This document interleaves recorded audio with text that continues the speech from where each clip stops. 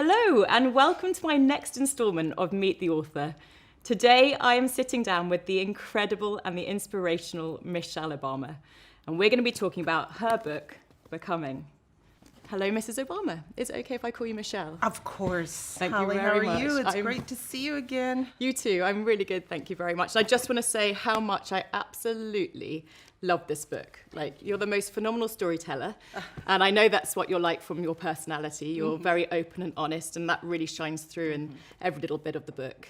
From the very first moment, first chapter, I was sucked in, especially because I was listening to you on audiobook and I was listening to you tell me the stories of your life. And I really felt like I was very much there. So well done. It's something you should be really proud of. Thank you It's so absolutely much. brilliant. I'm not the only one that thinks it's great. You have sold 2 million copies in That's the US crazy. alone. Yeah. Best-selling author of 2018 in 2 weeks. Did not anticipate any of that. So It's amazing. It's exciting. It's good to know that the book is resonating with so many different people. I think that was my hope all along, that the story would connect with people of all backgrounds all over the world. So I'm excited. It is brilliant. And for anyone out there that hasn't read the book, please get out and buy it because it's absolutely amazing. As I was listening, I was writing down lots of questions. So can we get to it and let's answer do it. some of them?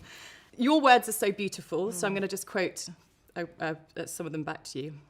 I grew up with a disabled dad in a too small house with not much money, in a starting to fail neighborhood. And I also grew up surrounded by love and music in a diverse city, in a country where an education can take you far. I had nothing, or I had everything. It depends on which way you want to tell it. And tell it you did. You absolutely bear your soul in this book. And at times that must have been quite painful and difficult. How did you go about approaching writing something so deeply personal? Well, part of the thinking was that if I was going to tell my story, because a lot of people are curious, how did a girl, a working class kid from the south side of Chicago, wind up as the first lady with all the accomplishments that we had? And in thinking about that, I thought, well, the 8 years in the White House is the least of my story. You know, it doesn't really explain anything. So I felt like I had to give people the context of my life. I had to introduce them to that little girl, Michelle Robinson, and give them a sense of what the sights and sounds of that little girl's life was like, how she played, how she was loved, you know, who she interacted with, some of her hardships, some of her failings, because I really do think that that's how we get to know people. You know, too often we focus on what I call our stats. What school did you go to? Where did, you know, what's your occupation? But the truth is, to really get to know people, we have to go deep into those stories. And I felt that if I wanted people to get to know me, I had to share everything. So that was part of the thinking, and that's really the way I've lived my life. I learned that on the campaign trail in Iowa, when I had to explain myself to predominantly white communities who hadn't been exposed to black folks, let alone tall black people named Obama. So I had to find out how to open myself up in a way that people could connect with me and then be able to hear me. So this book is really just an extension of that belief that we have to share those stories with each other if we're really going to break down the barriers. And you shared them so well. And I feel like your mother, Marion Robinson, had a really big part to play in that. She says, as parents, you're not raising babies, you're raising adults. How do you feel in reality? What did that actually mean for you and your brother Craig when you were growing up? Oh, that meant that our voices had real value in our house. There's some people who raise kids and they use the philosophy, kids are to be seen and not heard. And it was just the opposite for us. I mean, we sat around the dinner table at night and we told stories about our day. And when you grow up with parents who not only respect your voice, but enjoy your voice, that's how I felt in our home, that my parents thought we were brilliant and funny, and they wanted us to, you know, I say in the book, my parents knew that there was a flame in me that they wanted to keep lit. And that's what I call Zen neutrality in parenting. I describe my mother in that way. It's that gift of understanding that to empower children in the long term, you have to give them that space and that room to be themselves when they're young. So ours was a household full of lots of conversation, lots of debate, one-upping each other in storytelling. And that wasn't just true in our immediate family, but we grew up in a vast extended family that I describe in detail, grandparents and aunts and uncles and cousins and second cousins. And when you grow up in a big family, you find that you have to, use your voice to get word in edgewise. And I grew up in a family of storytellers. So that's why you're so good at this storytelling. it's probably part of the reason why I'm good at it. I also describe myself as that little girl. When I was young, I was very much in my head. I talk about how I played with my dolls and I loved to create this imaginary world, and I could spend hours on end just playing alone. And in thinking about this question, I think that because I spent so much time in my head before I was ready to get out there and interact, I lived with stories in my head. I could play all day. So storytelling for me is a way that I can sort out the world and have it make sense. And it was always that way for me, even as a child. But the parenting really matters. And I try to share that with the audiences that I talk to. We have to give children the space to be and to be who they are. And as a mother, kids come here with their own personality. Bringing up twins at the same time, they get the it. exact same everything, but they're completely different people. Right. And I think my parents sort of understood that. So they didn't expect the same thing from me as they did from my brother. But they did treat us as equals, which I think played a big role in me being a powerful woman with a powerful voice.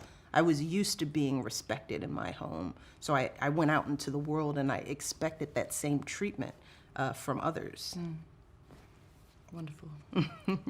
You've had many different careers in your life. You attended Princeton and then became a high-flying lawyer. You were a powerhouse at City Hall, director of a variety of community not-for-profits, and then a reluctant political campaigner. You call this swerving, and I absolutely love that term because I had a dramatic swerve myself where I trained to be a doctor, worked as a doctor, and then became a businesswoman.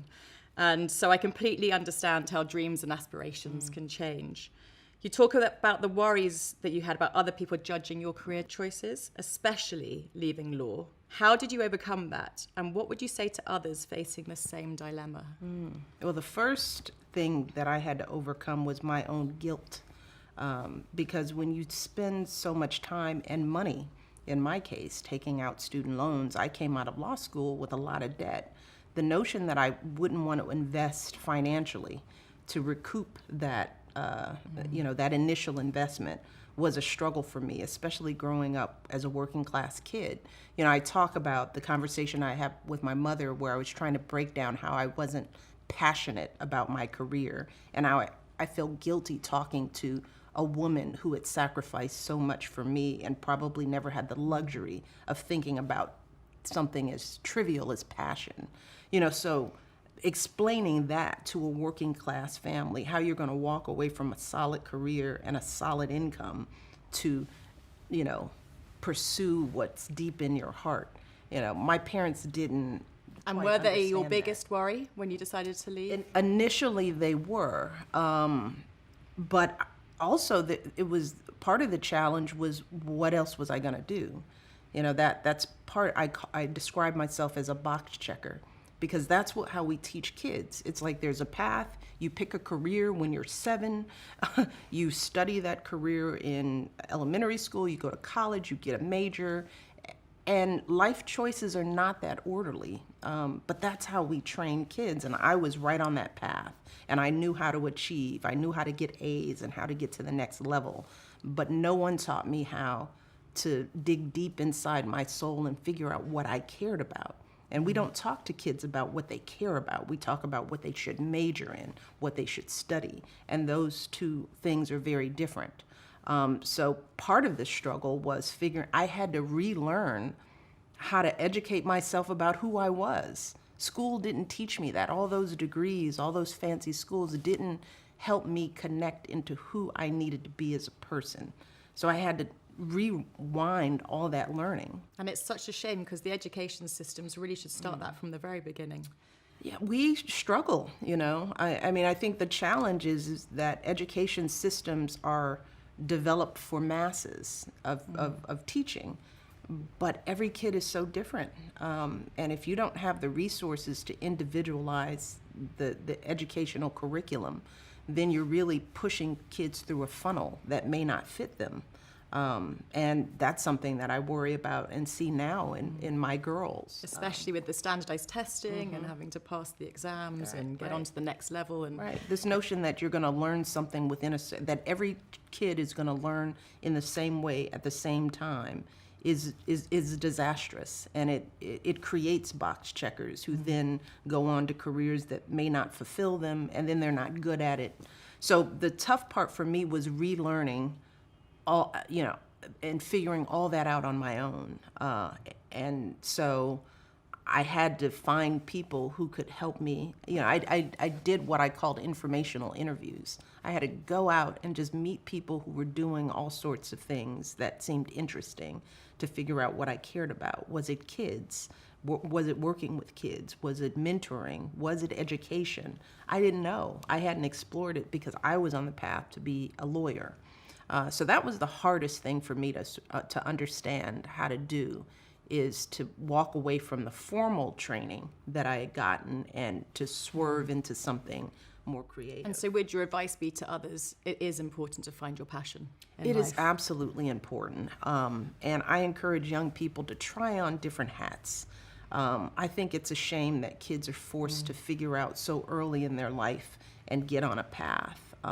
So I encourage kids to do internships, to work, to talk to people who are doing things that they think are interesting, because most kids are intimidated about approaching you, for example, and saying, Holly, you've done some swerving. Tell me about what you're doing, and having those conversations in high school and in college before you commit to something. But I think kids feel the pressure to have to know what they're going to be. It's such a young age. Exactly. You're 16, 17, 18 when you're Right. making these big life decisions. In one of the first lines in the first chapters, a question that I hate the most that we ask children is, what do you want to be when you grow up? As if growing up is finite, as if you get to a place and at some point that's the end.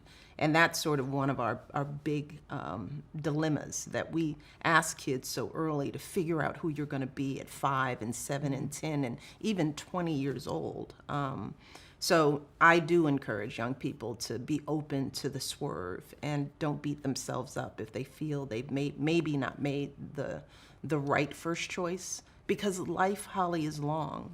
And as you know, we can have many lives within a life. We are always evolving. That is why I called the book Becoming.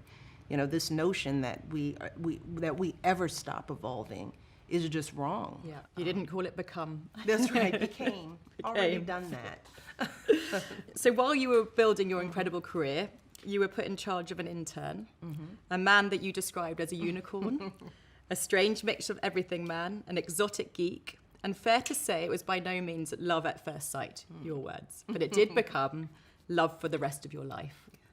Is it possible to put that love you feel into words, and has the texture of that love changed over the last 2 decades? Oh, well, I tried to put it in words, but it is difficult because the love you feel for a partner, it evolves and it has so many different layers, right? It's the first love that you feel when you're giddy and you're falling, and it's new and it's exciting, and every aspect of that person is fresh.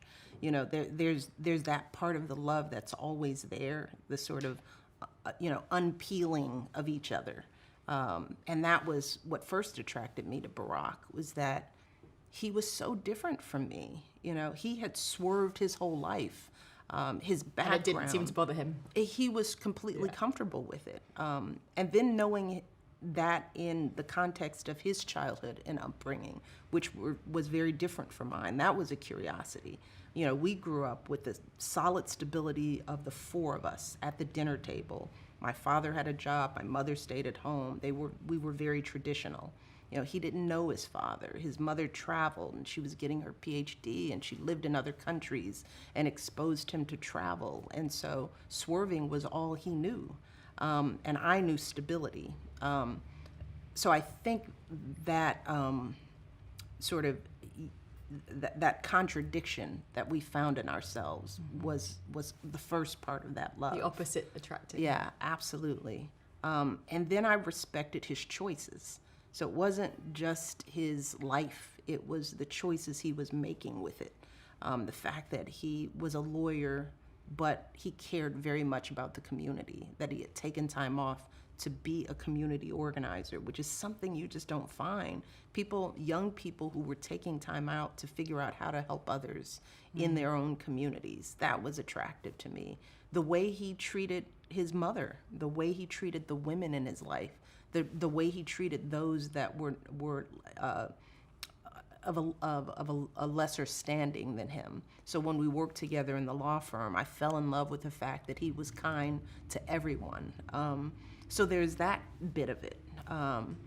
So yes, the relationship does grow and change. And so now we've built this life together, and we've had all these journeys together, and we've had all these hardships, and we've, raised two beautiful children. And there's the love that comes when you see the man that you love care for your children. That's a whole different layer of love. Yeah. And nothing can replace those memories, That's more important to me than what he accomplished as President of the United States or anything that he's done on paper. The fact that he is a good father to my daughters it's a powerful aphrodisiac. So yes, it's difficult to put it into a few words because it's a lifetime of learning and growing and falling and recovering together. Well, you've done it so well at putting it into words, because if I was asked the same question, I think the English sort of person in me would have really struggled with that. So no, you've really done well, and it's. But that was the assignment of the book. Yeah. It's like I had to open. Right. Yeah, be as open as possible. And I also want young married couples to be open about what love is and what does that feel like. I don't think we talk about that enough. So I think there are young people out there figuring out, well, is this lust feeling I have, is that good? Does it last forever? What happens when that goes away? Does that mean it's broken? And when you're like us and you're a couple that's viewed as a role model to others, I feel it's like our responsibility to tell the whole story so that people know that beautiful marriages have challenges and there are ups and downs, and that doesn't mean that it's broken. It means that you have to work at it.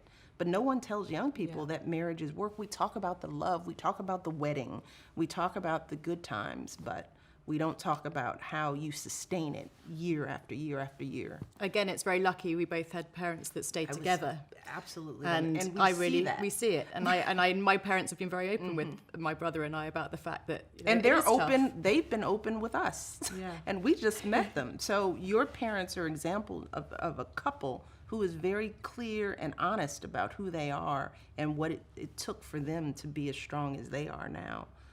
So I feel like that's a gift we're supposed to give others, Yeah, and it's definitely a love that's got you both through tough times, especially the struggles getting pregnant.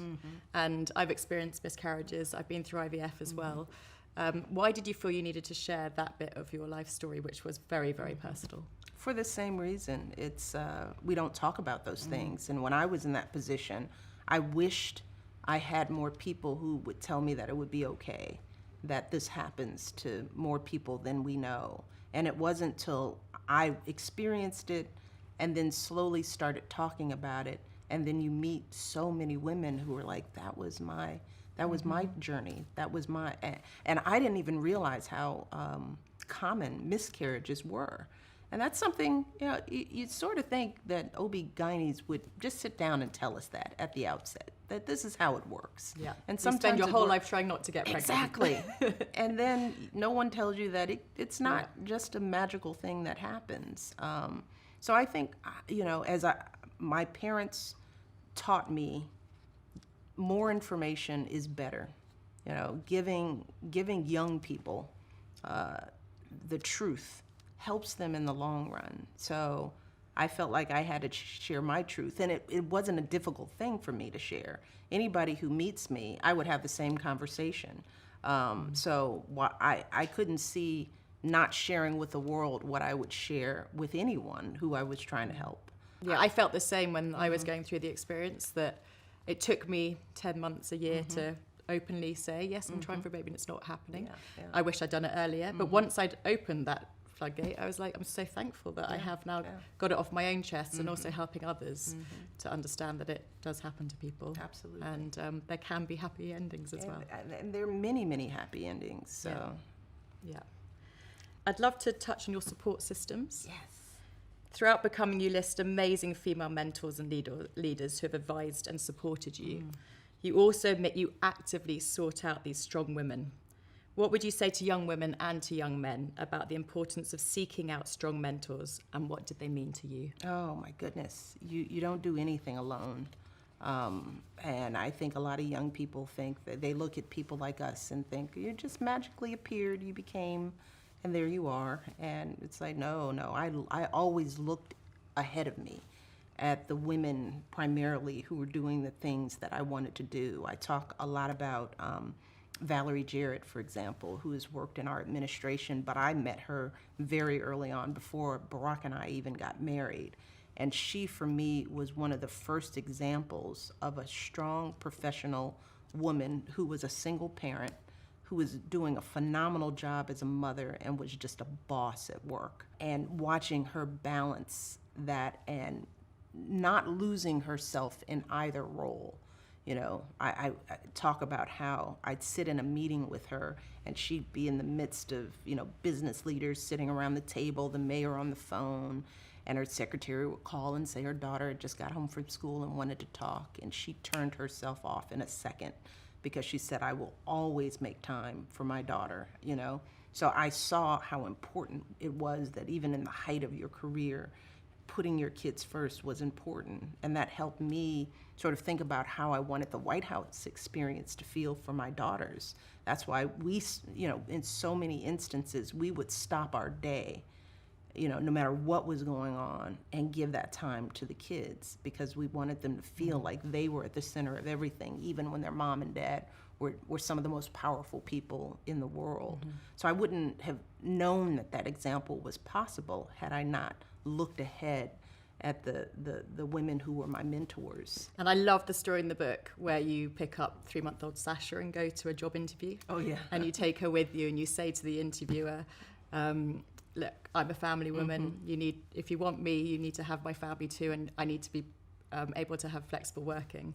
That was way ahead of its time. Well, that was an act of complete frustration and desperation, because I also talk about how I had tried it so many different ways. I had tried the part-time situation when I was at the university and I first had Malia, and I realized that part-time work for professional women was an unequal trade-off, because I found that all I got was a part-time salary, but I was still doing the same amount of work and needed the same amount of babysitting. So I was like, well, that's a ripoff for me. So I tried that. Then I was at the stage of trying, I was just so completely frustrated. I had lost one of my best babysitters, and I talk about the drama that happens when a working mother or a mother of any kind loses their help. And it's almost worse than, you know, being upset at your husband. It's like, I don't need. The babysitter, I need her. But at that point, I was ready to just give up, because I was tired of trying to make the balance work.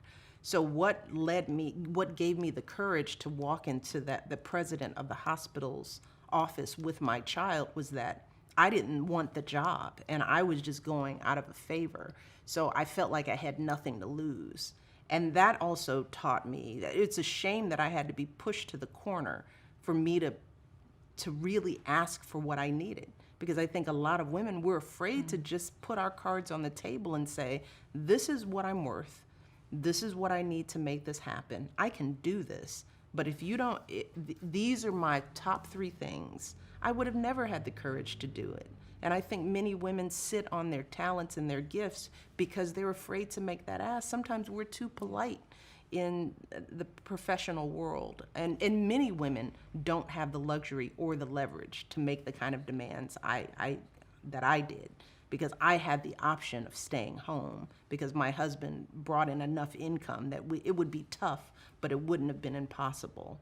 And I absolutely realized that I was lucky to be able to walk in that office and make those demands. Well, it's so brilliant that you did. I truly believe that flexible working is the only way we're going to get full equality in a workplace. Absolutely. 'Cause men being flexible with their work and women as well. Well, and so it's so important, and you were ahead of the curve. Are doing that already. We just don't call it flex.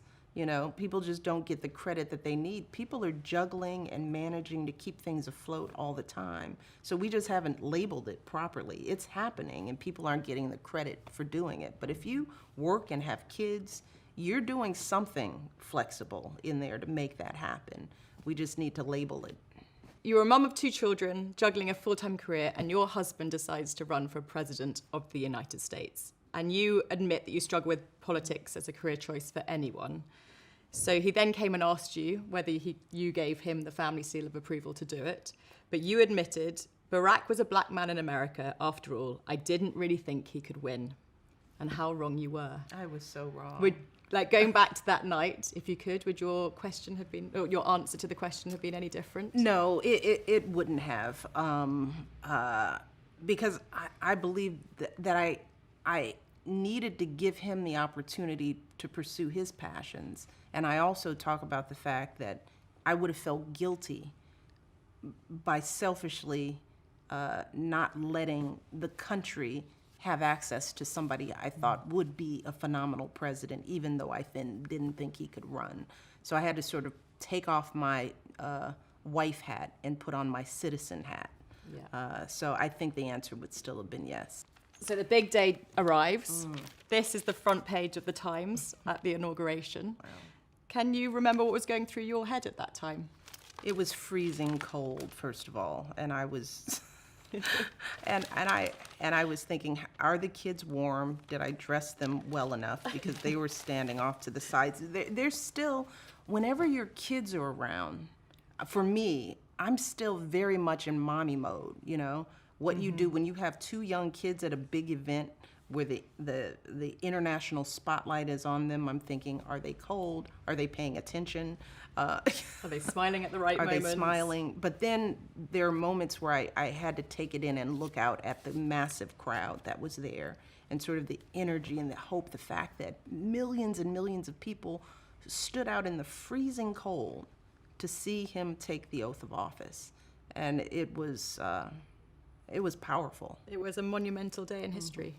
It was huge. My dream and the core message of my first book, Weeconomy, is that one day all businesses will be purposeful, that they'll all be forces for good in the world. And I was heartened to learn that when it came to your initiatives as First Lady, such as Let's Move, the Child Nutrition Bill, and encouraging big business to employ veterans, you appealed to that very sense of purpose. What role do you think businesses should play in society? I think that corporations are citizens of the world in the same way that individuals are. I know that that's not necessarily how the free market works, but that's how businesses of old used to work. There was the time when a business was a part of the community. The owners lived in the community and employed workers. They knew the people there. So when they made decisions, it was hard to look beyond the fact that your decisions impacted your neighbors and your family and your friends. I wish that businesses still had that sense of fiduciary responsibility to the broader society, and I think we need more leaders who think that way as well.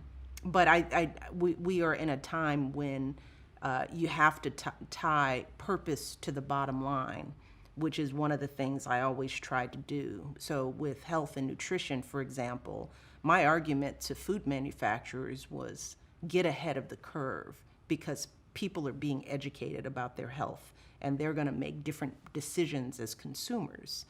So it's incumbent upon you to look at the quality of your products and how you market them so that you meet the demands of the people who are buying them. And then we tried to focus on the customer and tell them, you have power in this. You know, that what you buy is what they'll make. And if you buy junk, they'll make junk. So it wasn't just the advocacy, but we tried to put ourselves in the positions of the business owners.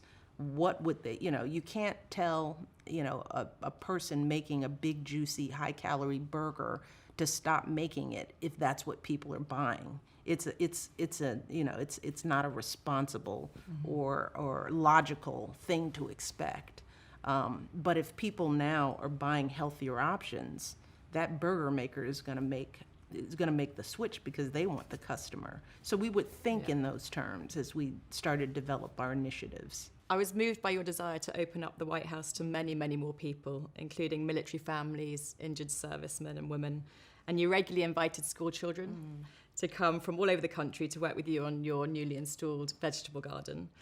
You used a beautiful quote about your father, Fraser, right at the beginning of the book.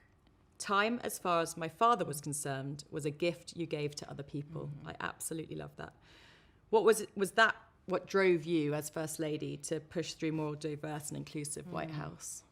That and just my experiences as a kid and with kids growing up. Kids can only dream of what they know. And I grew up with so many kids who didn't have the advantages I had, even though we were a working class family. I grew up in neighborhoods where a kid could live 5 minutes from a museum and never think they could go into it because they didn't think it was for them.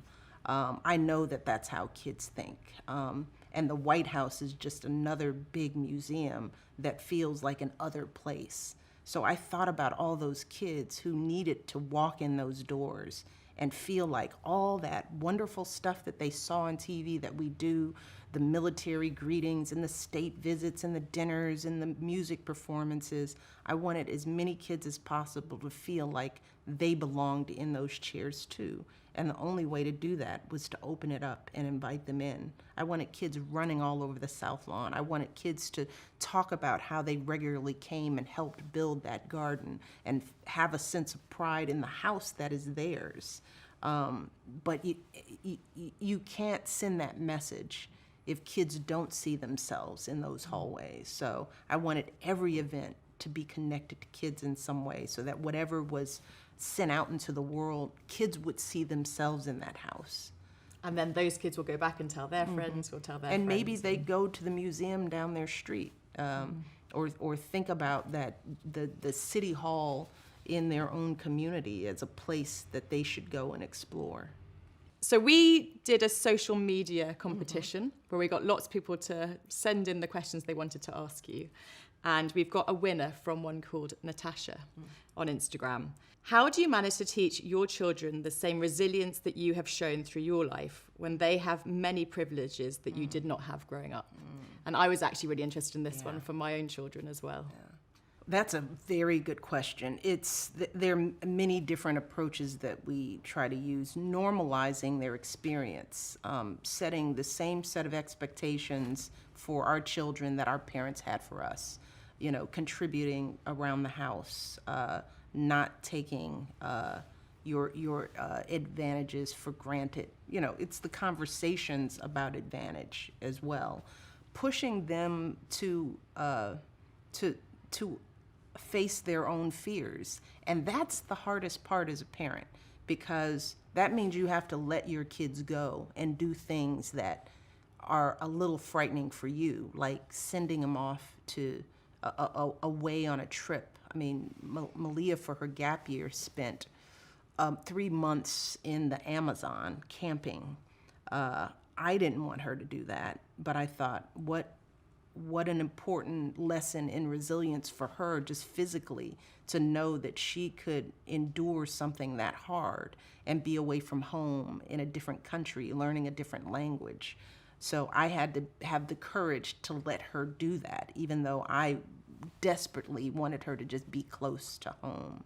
So some of what we have to do as parents is let go of our fears and let them fail a little bit. and be there for them when they fall. Because if we're always saving them, if we're always helicoptering around, they never fall and they never learn how to get back up. And that's a hard thing to watch your kids do, is fail. I know, it's something my dad always said to me was the importance of failure. I was a bit like you at school. I found it quite, I worked hard because I knew how to pass the exams, so I never really experienced that failure bit, and passed my driving test. When I rang him up to say, Dad, I passed my driving test, he was like, oh. Yeah, I was like, so he why was are you waiting saying, for oh? He was one. like, I really wanted you to fail because it's so important to fail at something. And it's also who they're surrounded with, because maybe the failure isn't theirs, but if they're put in circumstances where they see hardship and they you know, whether it's in their communities or through volunteerism, you know, exposing them to all the different challenges that other people face, even if it isn't their challenge. So service was a huge part of it, you know, having them in schools where some kind of mandatory community service was a part of the curriculum has always been important to me. So there are many ways to do it. It depends on your circumstances, but kids will model what they see at home and the values that are promoted at home. So whether they have a lot or a little, they still know what their parents believe and what they expect, just as you have known, which is why you focus on businesses with purpose. That had nothing to do with the fact that you grew up in hardship, but you grew up with parents who expected you to give back, and that stuck with you. And I can only hope that Malia and Sasha will be as giving and as generous as you are. Oh, thank you very much. Another question lots of people asked was, would you ever run for President of the United States? But all I'm going to say to all those people is, it is answered in the book. So go out and buy the book and read it, and you'll get your answer, because that was probably the question that was asked the most. One of my biggest takeaways is your wonderful quote, work with purpose, parent with care. And I really think that's a motto to live your life by. So thank you so much for that. And also thank you very much for the interview today. It's been really lovely seeing you again. Thank you.